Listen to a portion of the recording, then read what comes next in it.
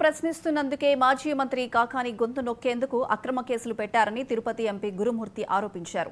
కూటమి ప్రభుత్వం అంబేద్కర్ రాజ్యాంగాన్ని పక్కన పెట్టి రెడ్ బుక్ రాజ్యాంగం నడుపుతోందని గురుమూర్తి విమర్శించారు.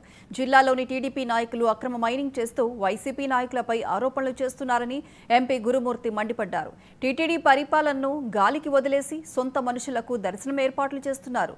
స్వామివారి సేవలో ఉండే ఆవు ఎద్దుతో పాటు లెక్కకు మించిన గోవులు మృతి చెందాయి. అఖిలపక్షంతో తిరుమలకు వెళ్లి గోవుల మృతిపై విచారణ జరపాలి. టీటీడీ సెక్యూరిటీ వ్యవస్థ సరిగా లేదు. కొద్ది రోజులుగా అనేక ఘటనలు టీటీడీలో జరుగుతున్నాయని ఎంపీ గురుమూర్తి ఆరోపించారు.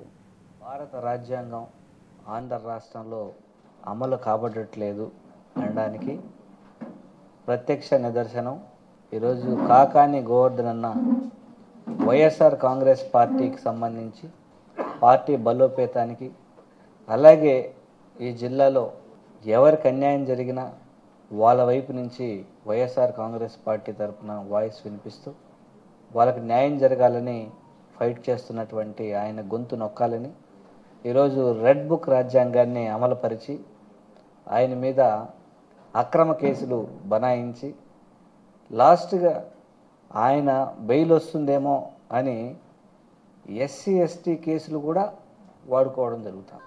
కంప్లీట్గా ఏ ఒక్క విషయం తీసుకున్నా అన్నీ వైలేట్ చేస్తూ ఆయన ఎలాగైనా రాజకీయంగా అనగదొక్కాలని, వైఎస్ఆర్ కాంగ్రెస్ పార్టీ వాయిస్ని ఆయన ద్వారా వినిపించకుండా చేయాలని ఈరోజు బలవంతంగా తెలుగుదేశం పార్టీ కుట్రపూరితంగా ఆయన మీద కుట్రలు చేస్తున్నారు.